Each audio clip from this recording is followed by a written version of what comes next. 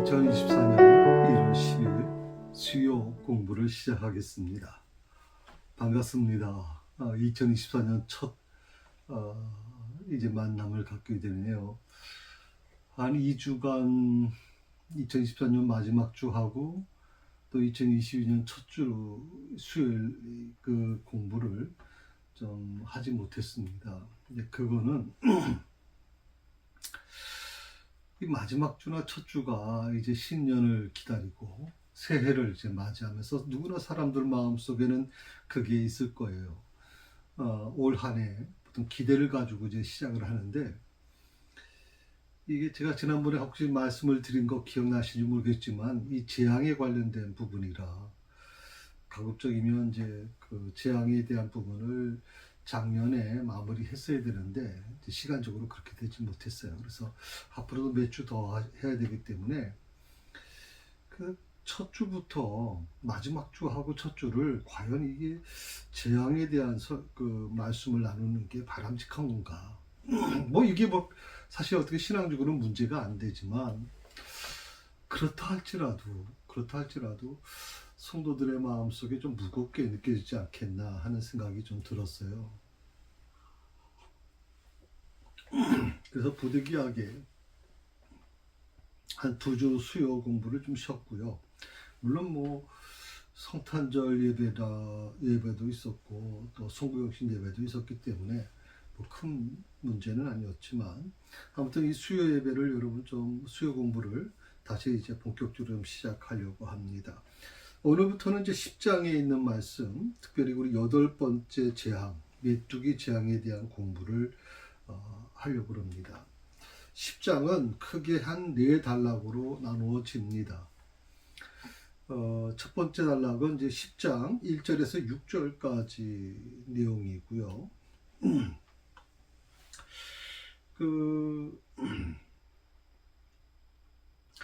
아마 이 첫 번째 단락의 내용은 이제 메뚜기 재앙을 예고하는 거거든요. 그러니까 재앙의 참된 목적이 뭐냐, 예고만 있는 것이 아니라 단순히 뭐 메뚜기 재앙을 예고하는 것만 있는 게 아니라 메뚜기 재앙의 참된 목적이 뭐냐, 그걸 밝히는 게 바로 이 첫 번째 단락이에요. 1절부터 6절까지 그 부분을 오늘 공부를 할 겁니다. 그리고 두 번째 단락이 10장 출애굽기서 10장 7절에서 11절에 있는 내용입니다. 이제 궁핍한 이 바로의 타협안에 대한 얘기거든요.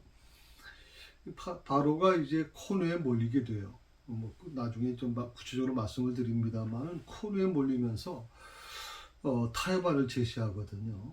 그 부분에 대한 공부를 좀 하게 될 것입니다.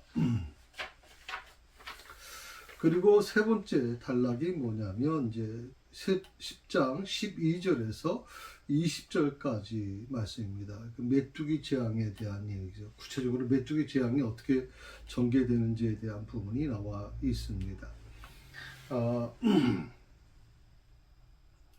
뭐 우리가 보통 그 재앙에 대한 공부를 하면서 7번째 재앙도 마찬가지고요. 어떻게 보면 뭐 그 재앙에 대한 분이 마치 하나하나씩 또 독립됐다고 생각을 할지 모르겠어요. 그런데 그렇지 않죠. 이 재앙은 하나의 연계가 되고 있지 연속되어지는 것이지 한 재앙마다 또 떨어져 있는 게 아니에요. 그런 부분에서 여러분이 좀 이 재앙을 좀 더 공부하시는 게 좋을 것 같고요. 보통 우리가 신학적으로는 구속사라고 얘기합니다. 그러니까 창세기부터 계시록까지 우리는 성경이 다 개별적으로 독립된 것 같지만 뭐 저자들도 꽤 많잖아요. 한 30명 가까이 저자들이 있잖아요. 그럼에도 불구하고 창세기에서 계시록까지 마치 일맥상통하는 게 있다는 거예요. 그게 뭐냐면 이제 구속사라는 거예요. 예수 그리스도께서 오실 것이다. 예수 그리스도께서 오셨다. 그리고 예수 그리스도께서 오실 것이다. 다시 오실 것이다. 그러니까 구약에서는 예수님이 오신다는 것을 예언한 것이라면 그 메시아로 오신다는 것은 이제 신약에 와서는 예수님이 오셨다는 거죠. 구약에서 예언하신 예수님이 오셨다. 그리고 계시록에 가게 되면 그 오셨던 예수님이 다시 승천하셨다가 다시 오실 것이다. 재림주로 다시 오실 것이다 하는 이 부분, 이 3단계로 연결되어 있는데, 이걸 우리가 보통 뭐라고 얘기하면 구속사라고 얘기하는 거예요. 구속사. 하나님의 역사 안에 존재하고 있다는 거거든요. 그래서 때로 어떻게 보면 구약적인 어떤 내용에 깊이 빠지는 사람들이 있고요. 어떤 분들은 뭐 신학적인 입장에서 이제 보는 분들은 뭐 구약이 뭐가 필요하냐, 신학에서 다 완성됐는데 라고 하는 분들이 또 계실 것 같아요. 또 어떤 분들은 계시록에 이런 종말적인 부분에 대해서 관심을 많이 두다 보니까 뭐 이미 이 세상은 별거 아니야, 그냥 예수님이 다시 재림하시는 그 종말이 중요한 거예요. 휴거라든지 이런 것에만 아주 초점을 맞추는, 특별히 그 종말론자들이, 이단들이 많이 그렇게 하죠. 자, 이런 것들이 이제 구속사라고 하는 단어로 쓰여지고 있는데, 바로 이 메뚜기 재앙이 어떻게 우리가 이제 해석하게 될 것인가에 대한 부분을 여러분 좀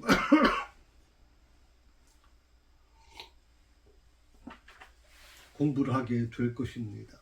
그리고 네 번째 단락이 10장 21절에서 29절까지의 말씀이에요. 이게 뭐냐면 이제 흑암 재앙과 그리고 바로의 타협안, 메뚜기 재앙은 좀 지나간 거죠. 그리고 흑암 재앙이 이제 몰려오는데, 이 흑암 재앙이 참 무섭습니다. 흑암 재앙이 그 부분에 대한 말씀을 나중에 좀 드릴 겁니다. 이 흑암 재앙이 왜 중요한 것인지, 또 메뚜기 재앙은 왜 중요한 것인지 하는 부분에 대해서 여러분과 같이 공부를 나누게 될 것입니다.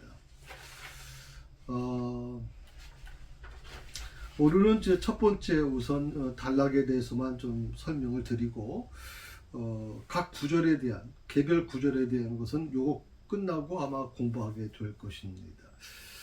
오늘 이 그 첫 번째 단락 10장 1절에서 6절에 있는 말씀은 메뚜기 재앙을 예고한 건데, 그 8번째 재앙과 9번째 재앙이 기록되어 있는 거죠. 그러니까 메뚜기 재앙과 흑암 재앙이 이제 9번째 재앙인데, 그것의 이제 서론 부분이다, 도입 부분이다라고 보통 우리가 이해하면 될 것 같아요. 그러니까 메뚜기 재앙을 보내기 앞서서 모세가 바로와 신하들에게 메뚜기 재앙이 임할 것을 예고하는 부분이 오늘 4절에서 6절까지의 말씀이에요.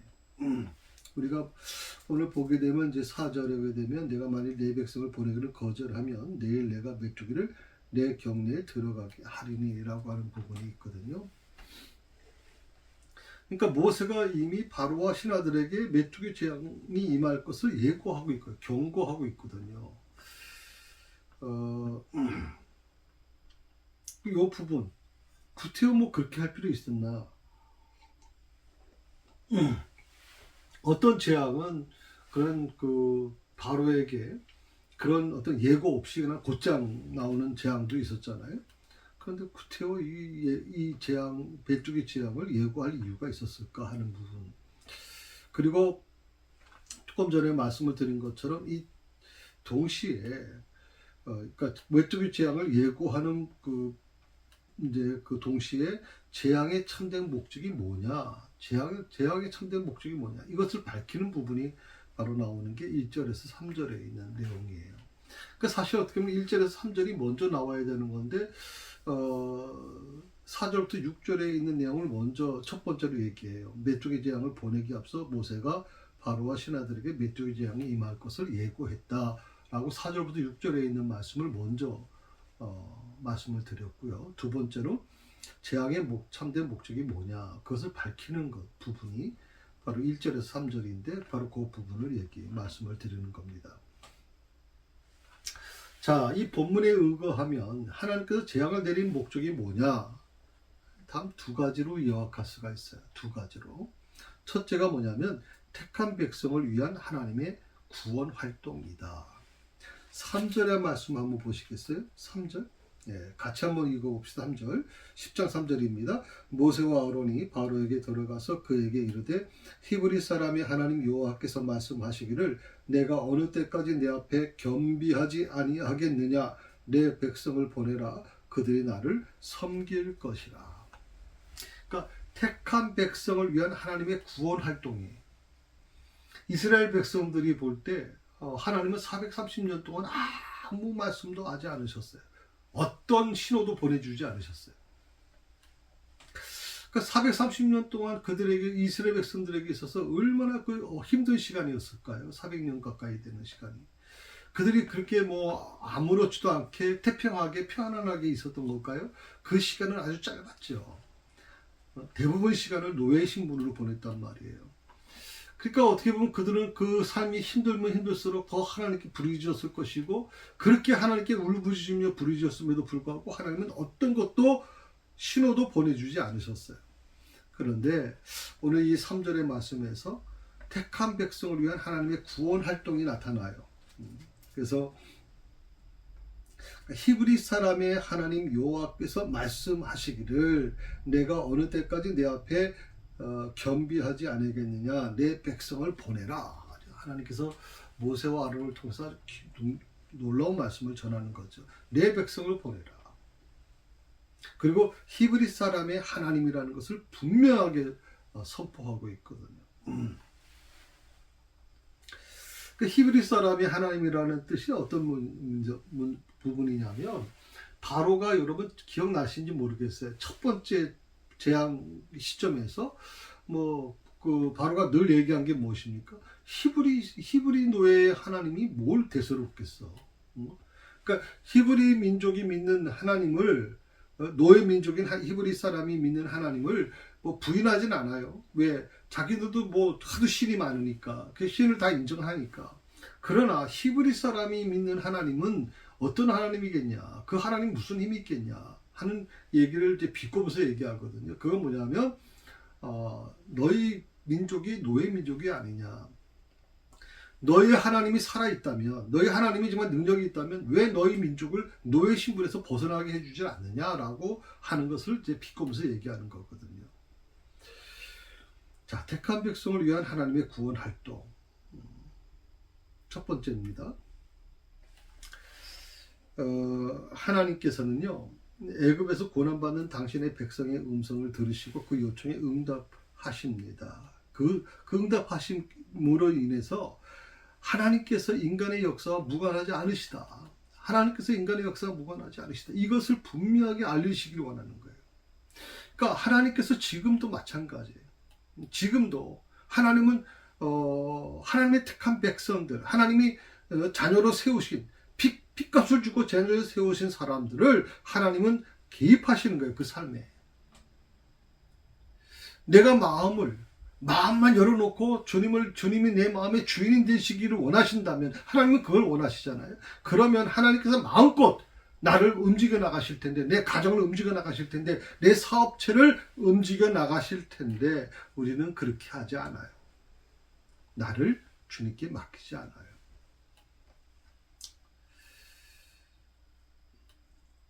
하나님은요, 인간의 역사와 무관하지 않으세요. 그래서 저는 여러분이 좀 세밀하게 하나님의 음성을 듣는 훈련을 하셨으면 좋겠어요. 세밀한 음성.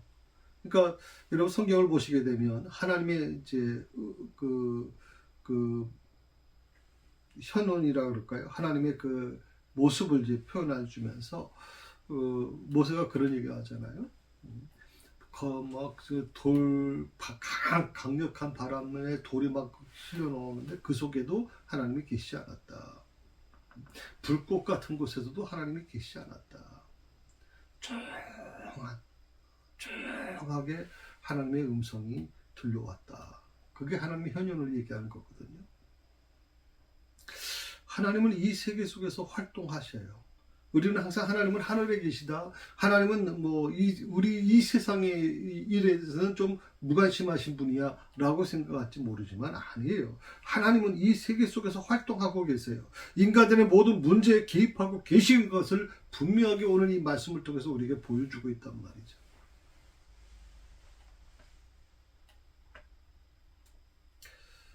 더욱이 인간과 함께 하시고 그 마음에 들어오신 하나님은 어떤 분일까? 이스라엘 자손들에게 구원을 베푸실 것을 약속하시는 분이에요. 구원을 베푸실 것을 약속하세요. 그리고 약속만 하신 것이 아니라 그들의 하나님이 되시겠다고 말씀하셨어요. 그들의 하나님, 히브리 민족의 하나님. 비록 지금은 애굽의 노예 신분으로서 살아갈 수밖에 없는, 하루하루가 힘겹게 절망 속에 살아갈 수밖에 없던 이 히브리 민족의 하나님, 그 하나님의 에게 구원을 베풀어 주겠다. 그 이스라엘 백성들에게, 히브리 민족에게 구원을 베풀어 주겠다고 약속하셨죠. 그리고 또 하나가 있어요. 뭐냐면 인간과 함께 하시며 그 마음에 들어오신 하나님은 그들이 히브리 민족 하나님이 되신다 하는 거예요. 히브리 민족의 하나님이 되신다. 이 재앙이 물론 바로로 향한 것이고 애굽 사람들을 향한 건 사실이에요. 그런데 이건 단순히 바로만을 위한 것, 그리고 애굽 사람들을 위한 것이 아니에요. 그걸 통해서 뭘 하나님은 원하시는 거예요? 내 백성을 찾으려고 하시는 거예요. 내 백성을 훈련시키려고 하시는 거예요.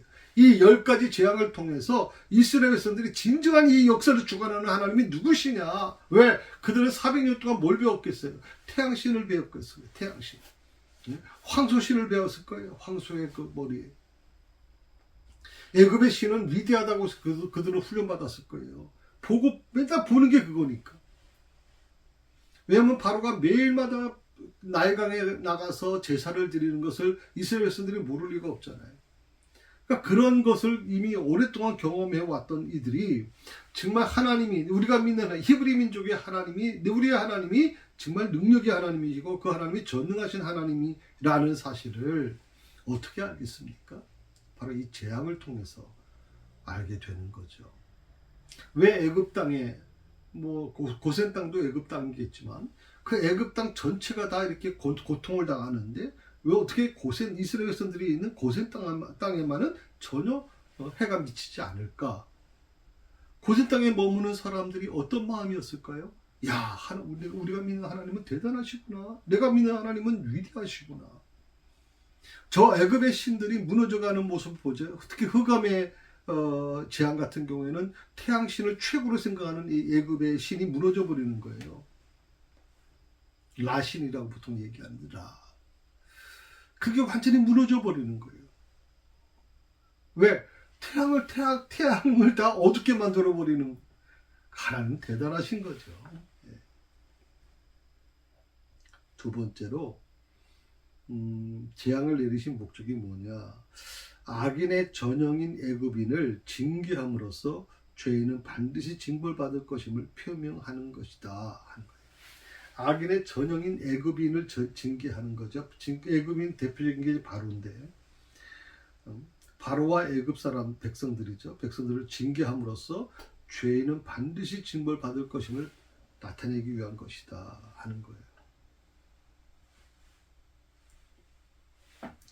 보통 1절과 또 2절과 또 5절과 6절에 있는 말씀에서 그렇게 나오죠.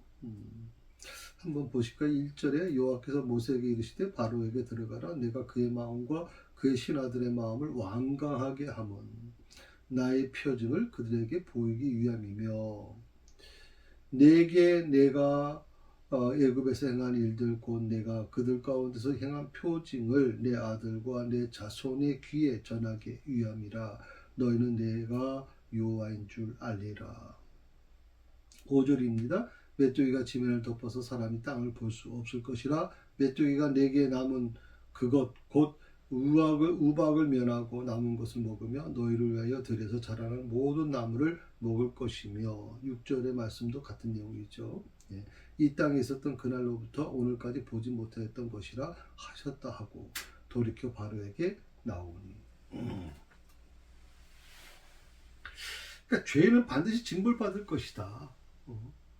바로가 우리가 볼 때는 바로가 그렇게 회심하거나 내가 잘못했어요 라고 얘기하면 다 끝날 줄 알았지만 아니요. 바로의 죄는 하나님께서 분명하게 그 부분을 짚고 넘어가시는 거예요. 여러분 기억하셔야 되는 게 우리가 예수 믿고 회개하면 다 모든 게 다 청산된다. 이렇게 하다 보니까 기독교인들에게 있어서 뭐가 문제가 있냐면 이 죄의 문제에 있어서 너무나도 심각하게 느껴지질 않는 거예요. 심각하게.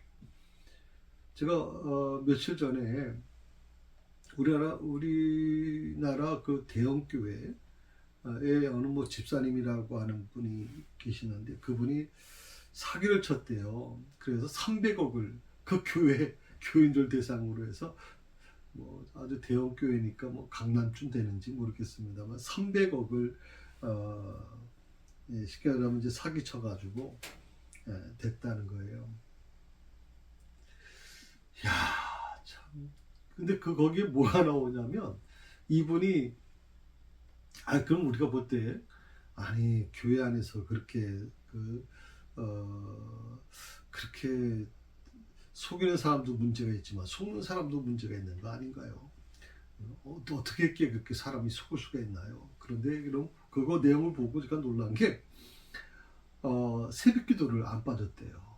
새벽 기도. 그래서 새벽 기도 와가지고 뭐 울면서 통성으로 기도하고 그리고 뭐 또 무슨 교회 행사 있을 때마다 기부금을 기증하고 헌금 꼬박꼬박하고 한 2, 3년 동안을 그렇게 아주 헌신적으로 보여준 거예요. 그러니까 성도들이 그 집사님을 믿을만해. 그리고 이 집사님이라는 사기친 집사님이라는 분이 성도들 어떤 문제가 있으면 상담까지 하면서 아주 뭐 때로는 질책까지 하고 하나님은 그렇게 믿으면 안 돼요. 왜 새벽기도 안 나오세요? 막 이렇게 해가지고 영적으로 막 권면도 하니까 야, 이분의 믿음이 좋은 줄 알았죠. 그런데 나중에 보니까 그게 다 사기친 하나의 방법이래요. 제가 왜 우리 교인들한테 우리 중직자들한테도 그렇고 절대 교회에서 돈거래 하지 말라고 제가 몇 번이고 말씀을 드리잖아요. 돈거래 하지 말라고 하여튼. 여러분 사람을 믿는다라고 표현을 하는데 어디까지 우리가 믿을 수 있을 것 같아요, 여러분. 제가 여러분 딱 한마디만 말씀을 드릴게요. 하나님 외에는 믿지 마세요, 여러분. 목사도 때로는 믿지 마세요. 때로는 목사도 실수할 수 있고 목사도 잘못된 행동을 판단을 할 수 있어요. 그러니까 오직 믿을 분은 오직 하나님 한 분이세요. 아멘? 그렇습니다. 우리는 하나님만 보고 가는 거예요. 하나님만. 근데 자꾸만 사람들 때문에 유혹당하고 저 사람은 믿음이 있다, 저 사람은 믿음이 없다 판단을 우리 스스로 내리다 보니까 그 판단이 어떻게 내려집니까? 다도 눈에 보이는 거잖아요. 새벽기도 나오시는 분이야. 저분은 뭐 11조도 드리고 주일 성수 한 번 안 빠지고 정말 뭐 헌신적이야. 자, 이런 것들이 굉장히 좀 위험한 부분이에요, 여러분. 그래서 제가 새벽기도를 무슨 체크하거나 그러지 않잖아요. 그래서 어떻게 보면 새벽기도 적게 나올 수도 있겠지만 저는 계속 이걸 꾸준하게 좀 가고 싶어요. 왜냐하면 진리는 성경에 이렇게 얘기해요. 진리가 너희를 자유케 하려 했잖아요. 그러니까 진리는 자유를 주는 거거든요. 그런데 언제부턴가 우리가 이 진리라고 하는 것이 마치 억압된 것처럼 보여지는 거예요. 억압되는 거. 무엇을 위해서 억압시키는 거예요? 그건 아니잖아요. 진리가 있으면 당연히 자유로운 거잖아요. 누가 시켜서가 아니잖아요. 누구 때문에 나오는 게 아니잖아요. 하나님 앞에서 내가 믿음으로 기도하는 이 부분이 소중해서 나와야 되는 거죠. 제가 한 3주간 참 감기 때문에 힘들었어요. 제가 독감 주사를 오래 못 맞았어요. 그때 한번 좀 약간 열이 있어서 근데 감기 증세는 아니었는데 조금 열이 있다고 미열이 있다고 아무래도 지금 미열이 있을 때 독감 주사 맞는 건 안 좋다고 그래서 제가 안 맞았거든요. 다음에 맞아야 되겠다 했는데 감기제가 걸린 거예요. 그래서 근데 3주간 얼마나 힘든지 정말 힘든 시간을 제가 보냈어요. 그걸 겪으면서 제가 많은 걸 좀 느끼고 있죠. 그래서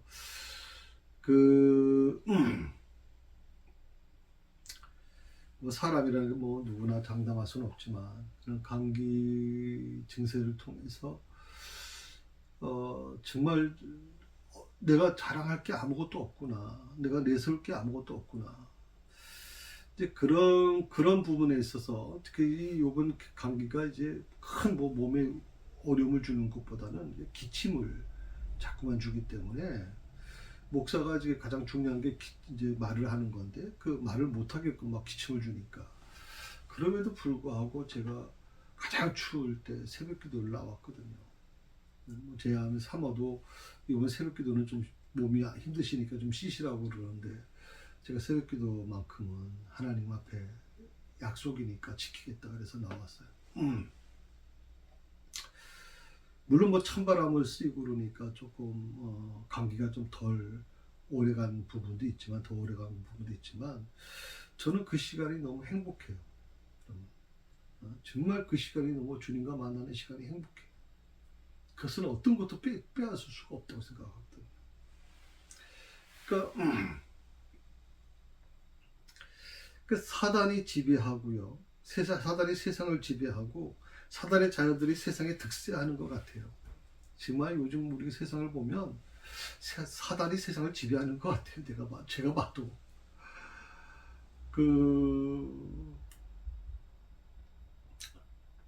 이 가나안 교인이라고 그러죠. 교회를 안 나가시고 보통 스스로는 기독교인이라고 그러는데 교회를 안 나가죠.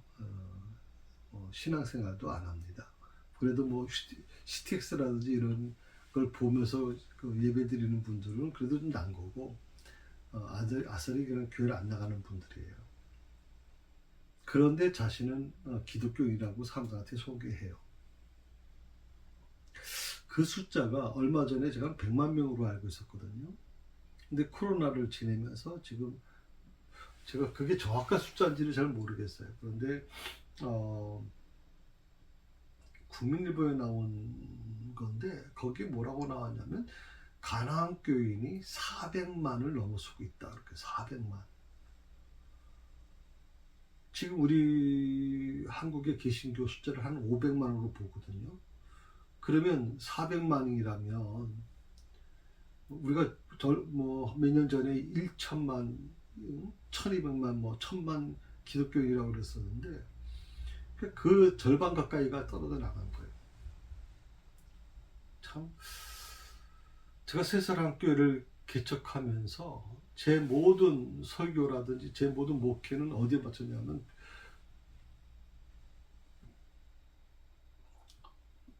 바로 생활을 잃어버리고 교회를 자칭 기독교인이라고 하면서도 교회를 안 나가는 사람들, 이런 사람들 대부분 그분들이 이제 목사님들에게 이제 상처받기도 하고 교회 생활을 하면서 상처받기도 하고 또 아니면 기대 가지고 나왔는데 뭐 그 기대가 충족되지 않아서 교회를 떠나는 분들이 많잖아요.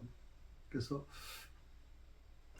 제 설교는 바로 그분들에게 많이 지금 가까워져요. 그래서 여러분 주변에 그런 분들이 계시면, 가나안 교인이라고 하는 분들이 계시면 좀 권면하셔서 좀 새사랑교회로 오게 해주시고 목사님의 설교를 한번 들어보라고 좀 그렇게 좀 소개해 주시면 좋겠다는 생각이 들어요. 자, 우리가 지금 사는 이 세상은요, 사단이 정말 세상을 지배하는 것 같아요. 이 사단이 역사하지 않고서는 이룰 수가 없잖아요. 그 사단의 자녀들, 하나님의 자녀들이 아니라 사단의 자녀들이 세상에 득세하고 있는 것 같아요. 그러나 그들의 운명이 어떻게 될 것인가? 오늘 말씀 바로 그걸 얘기해 주는 거예요. 바로가 지배하는 세상, 애굽이 지배하는 모든 세상은, 악한 자들이 지배하는 이 모든 세상이 다 그들의 것인 것 같지만 결국 그들의 운명이 어떤 것이냐? 결국 멸망받을 것이다 라고 하는 것이 오늘 말씀의 주제거든요.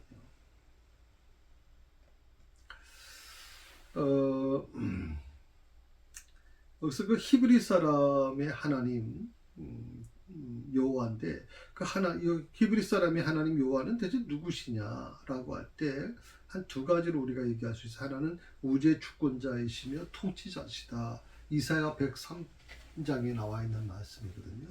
하나님은 누구시냐? 우주의 주권자시고 통치자시다. 우주의 주권자시고 통치자시다. 두 번째로 하나님은 누구시냐? 고대 근동 국가들의 민족 수호신이 아니다라고 하는 거예요. 그러니까 바로가 얘기하는 것은 히브리 민족의 하나님 나도 인정해. 너희도 믿는 신이 있겠지. 그런데 그 민족의 신을 어떻게 보면 노예 신분에 있는 민족의 신이다 보니까 우습게 생각을 했거든요. 그래서 우리가 보통 참 실수하는 것 중에, 잘못하는 것 중에 제일 중요한 게 뭐냐면 하나님을 고대 근동 국가의 민족 수호신인 정도로 생각하는 거예요. 이스라엘 민족이 믿는 하나님, 이스라엘 민족의 수호신.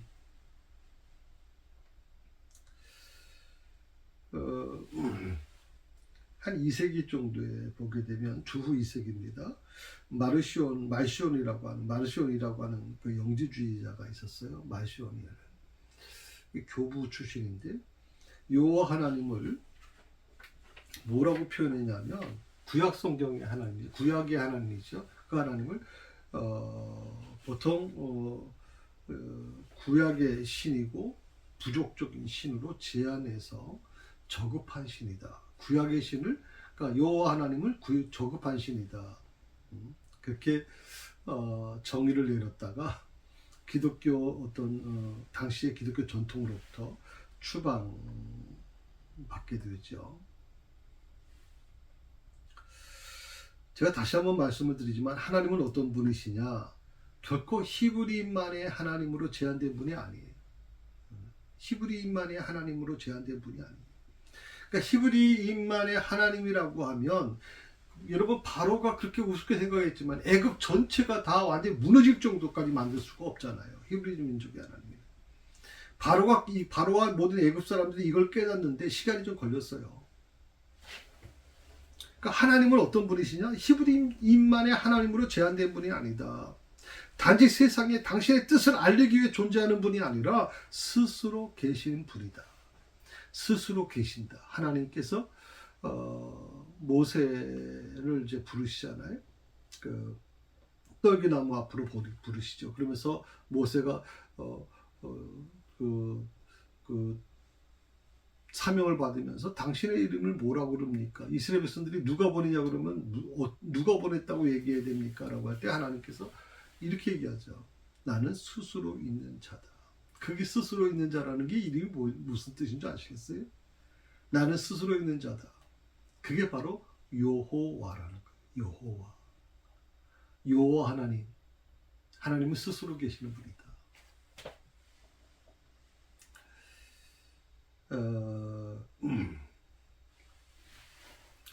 그렇기 때문에 누구를 선택하든 그것은 하나님 당신의 의지이지 인간이 관여할 성질의 것이 아니다. 하나님이 누구를 선택하든, 전 교회도 마찬가지예요. 목회자도 마찬가지예요. 하나님이 어떤 사람을 선택하든 때로 그것이 내 마음에, 목사의 마음에 안 들 수도 있겠지만 그럼에도 불구하고 하나님이 선택한 사람이니까, 하나님이 선택한 사람이니까.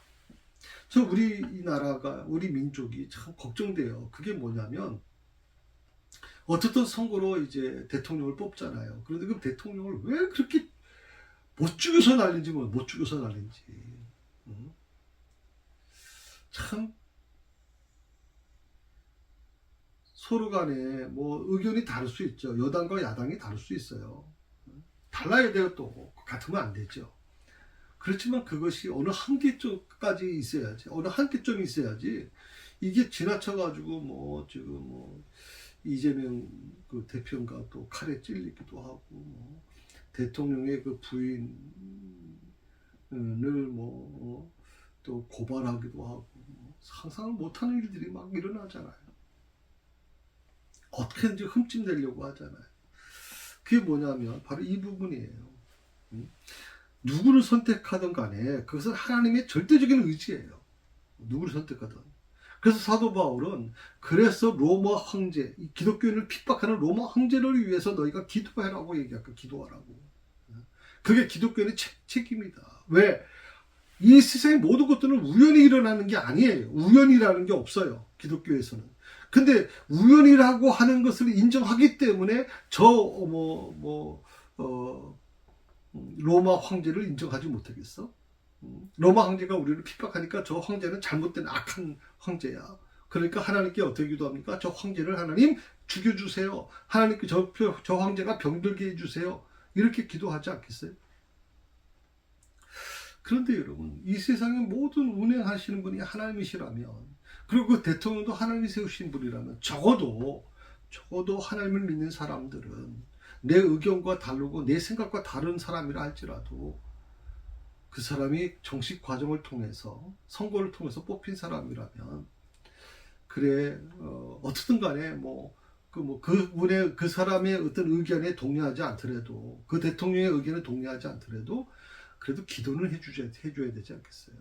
하나님, 저 정신을 바짝 차리고, 정말 진실하게 해주시고, 하나님을 두려워하는 자가 되게 해주시고, 이 정도는 할 수 있지 않겠어요, 여러분?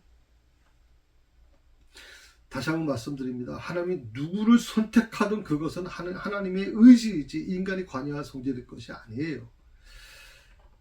히브리인에게 대한 견해가 여러 가지지만 일반적으로 룻의 가게를 포함한 아브라함의 후손 모두를 지칭한다라고 얘기를 해요. 이 히브리인에 대한 부분을 얘기해요. 히브리인이 어떤 존재냐 할 때 룻의 가게를 포함한 아브라함의 후손을 지칭할 때 히브리인이다. 아브라함의 후손. 이 히브리인이라고 하는 단어는 말은 이스라엘인이라든지 아니면 유대인이라는 말과 구분돼요. 그러니까 히브리인과 이스라엘인과 유대인을 공통 분모로 생각하는 분들이 많은데, 같은 거라고 생각하는 분들이 많은데 아니에요. 히브리인과 이스라엘인, 유대인은 달라요. 구분될 수밖에 없어요. 자, 그렇다면 히브리인이 아브라함의 후손을 지칭하는 거라면 이스라엘은 어떤 뜻일까요? 이스라엘은 그렇죠, 야곱의 후손, 12지파 연합체잖아요. 이스라엘인, 야곱의 그 바뀌어진 이름이 이스라엘이잖아요. 그러니까 야곱의 후손들, 12지파 연합체를 가리키는 게 바로 이스라엘입니다. 그럼 유대인은 어떤 사람들이냐? 유대인은 어떤 사람이에요? 조금 전에 말씀드린 것처럼 히브리인과 그리고 이스라엘인과 유대인이 다 같은 말이라고 우리는 생각을 하지만, 히브리인과 이스라엘이 다르죠. 히브리인은 뭐라 그랬어요? 아브라함의 후손. 이스라엘은 야곱의 후손들. 그 중에서 12지파 연합체를 가리키는 거. 자, 이해가 되셨어요? 세 번째로, 그럼 유대인은 무슨 말인가? 유대인은 무슨 뜻인가? 이거는 히브리인과 이스라엘인과 조금 달라요. 더 조금 구체적입니다. 히브리인이 아브라함의 후손을 가리키는 거라면, 유대인은 12지파 중에 유다 지파의 후손을 가리키는 거예요. 그러니까 유다라고 하는 사람의 그 지파가 있는데, 유다 지파에서 이제 예수님이 나타나지 않아요? 그러니까 유다 지파의 후손을 가리켜서 유대인이라고 얘기해요. 유대. 참 재밌죠? 그러니까 가장 넓은 뜻으로 쓰여진 것은 이스라엘인이고요. 그리고 이제 히브리인과 유대인은 한 개인, 특히 아브라함의 후손, 아니면 유대 그 지파의 후손을 가리킬 때 보통 그 유대인이다, 히브리인이다, 이스라엘이다 이렇게 구분한다, 이렇게 얘기를 할 수 있어요.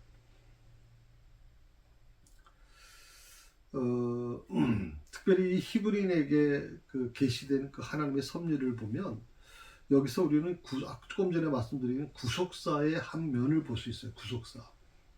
그러니까 온 인류의 그 시작이 아담이 있잖아요. 아담의 후손에서 이제 히브리인이 나오는데, 이 히브리인에게서 누가 나오느냐? 이스라엘인이 나와요. 그러니까 히브리인이 아브라함의 후손이라고 그랬잖아요. 그러면 히브리인에게서 이스라엘이 나왔다는 것은 아브라함의 쭉 후손 중에서 야곱이 존재하잖아요. 그러니까 야곱이 표현할 때 이스라엘이 나왔고요. 또 이스라엘인에서 또 누가 나왔냐? 유대인이 나오죠. 그러니까 유대인으로 좁혀지는 거예요.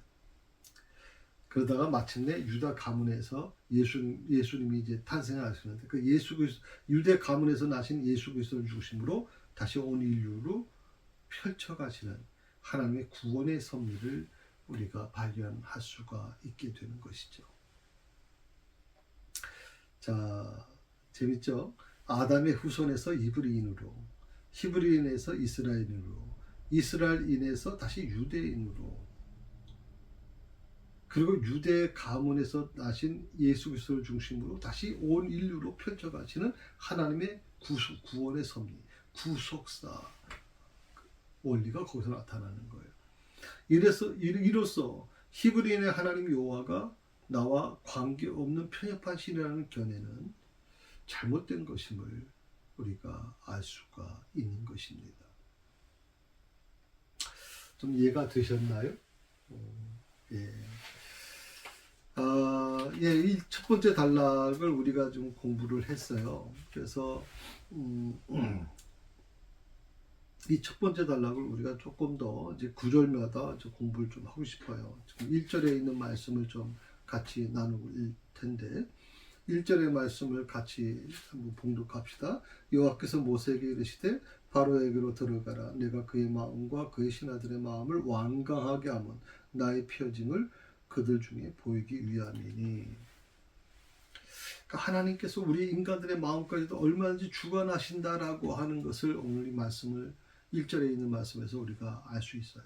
인간의 마음까지도 마음껏 얼마든지 주관하신다. 그러니까 악을 선케 만들 수도 있고 선을 악으로 만들 수도 있어요. 하나님 못하실 게 없어요. 그런데 왜 바로와 그 신하들에게는 그대로 보고만 계셨을까 하는 의문이 생기죠. 바로는 굉장히 악한 존재잖아요. 그 신하들 뭐 몇 번이고 그냥 거부하고 속이고 말했다가 다 거절하고 또 그러잖아요. 그러니까 그 이유가 뭐냐? 그건 하나예요. 한 가지. 그 이유를 이렇게 했어요. 그 신하들의 마음을 완강케 하면, 완강케 한다라고 하는 뜻이 뭐냐면, 바로를 비롯한 이 애굽의 권력자들, 신하들이 7가지 재앙을 당하고도 계속 자신의 잘못을 인정하지 않아요. 않는 것을 꼬집는 말이 완강하다. 그러니까 어떻게 보면 이 바로의 일당들이 바로와 바로 신하들이 자신의 아집을 꺾지 않는 이 근본적인 이유가 원인이 뭐냐? 그건 하나님의 의지가 개입되어 있음을 간과해서는 안 돼요. 하나님이 함께 하신다. 하나님이 개입하고 계시다라고 하는 거죠. 때로 하나님은요, 교만하여 돌이킬 줄 모르는 그 사람들을 유기하신다. 로마서 1장 28절에 보면 유기한다라고 얘기해요. 유기한다는 말은 뭐냐면 내버린다는 뜻이에요. 내버린다. 우리가 신앙생활을 하는데 가장 조심해야 될 게 바로 이 부분이에요. 하나님으로부터 버림받는 거. 하나님께서 내버리는 거예요. 우리가 쓰레기를 버리는 것을 유기한다. 뭐 키우던 애완견을 밖에 버리는 것을 유기견이라고 얘기해요. 유기견. 그러니까 유기한다는 것은 버린다는 뜻이거든요. 버림받은 자, 버림받은 개 할 때 유기견이라고 얘기하죠. 그러니까 자신들에게 주어진 이 자유의지, 그 자유의지를 악용하는 거예요.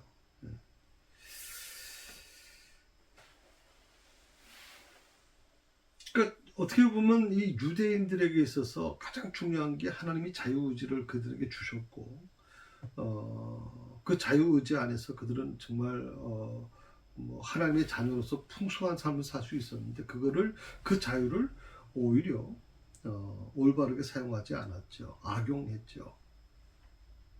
그래서 결국 그 자유의지를 제대로 사용하지 않은, 자유의지를 잘못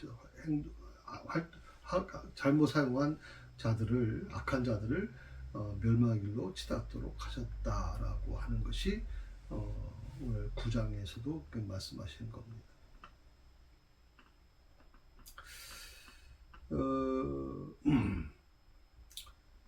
자, 바로와 신하들에게 하나님께서 그 악한 것을 보면서도 그들을 보고 계신 이유가 뭐냐? 그 이유는 그들에게 표징을 보이기 위해서다. 표징. 그 표징이라는 게 뭐냐면 신호라고 하는 거예요. 또 표시라고 하는 거예요. 증거라고 하는 거예요. 그러니까 이 말은 애굽에서 행한 하나님의 이적들을 뜻하는데, 많은 이적들이 있었잖아요. 피가 물이 피로 바뀌기도 하고, 개구리 이적이 일어나기도 하고. 그 역사 가운데 임하는 하나님의 초자연적인 이적은 오직 하나님의 능력과 권위를 나타내는 표시고 증거거든요. 자, 껍핏하면 하나님을 대적하는, 그리고 말을 바꾸는 이 악한 그 바로와 그 신하들에게 표징을 보이기 위해서다. 그러니까 하나님의 초월적인 능력이 바로 이들의 마음에 각인되게 하기 위해서, 그리고 온 세상의 유일한 통치자가 누구? 오직 하나님, 여호와 하나님이심을 알게 하려는 것이다. 이것이 바로 하나님께서 재앙을 주신 이유죠. 재앙을 주신 이유. 그리고 바로의 마음과 그 신하들의 마음을 완강케 한 이유가 바로 그것이다. 표징을 그들 중에 보이기 위해서. 물론 이 말은 굉장히 좀 조심스럽게 다뤄져야 돼요. 그러니까 마치 하나님께서 바로의 마음은 선한데 그 선을 악으로 바꾸셨다라고 하는 뜻이 아니에요. 이미 바로의 마음에는 악한 것이 있어요. 지금 제 마음에 악한 것이 있어요. 태어날 때부터 악한 것을 갖고 태어날 사람은. 그런데 그것이 이제 도덕이라든지 우리가 어떤 지식을 배우고 사회 관념을 배우고 사회의 어떤 그런 틀 속에 살아가면서 그런 것들이 어떻게 보면 통제되는 거죠.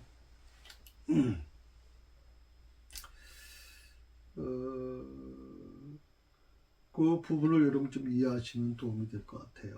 예.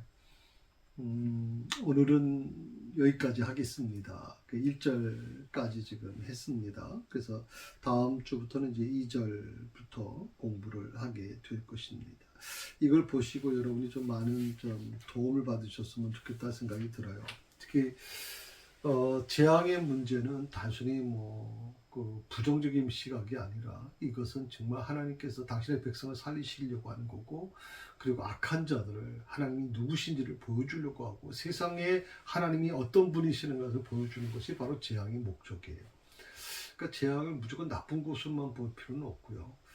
다만 이제 2024년 여러분이 살아가는 모든 가정에서 삶에서 하나님 중심으로 살아가길 바랍니다. 하나님께서 여러분에게 복된 삶을 허락하시도록, 그런 삶을 이끌어 가시도록, 그런 삶을 사시는 우리 세상의 모든 성도들이 될 수 있기를 바랍니다. 기도하십시다.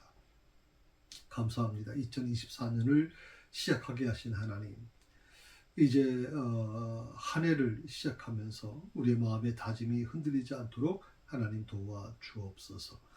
오늘 이 바로와 모든 신하들에게 하나님이 경고하신 것처럼 아버지 하나님, 우리의 모든 삶이 오직 하나님의 마음에 합당한 삶이 되도록 주여 인도하여 주옵소서. 예수님의 이름으로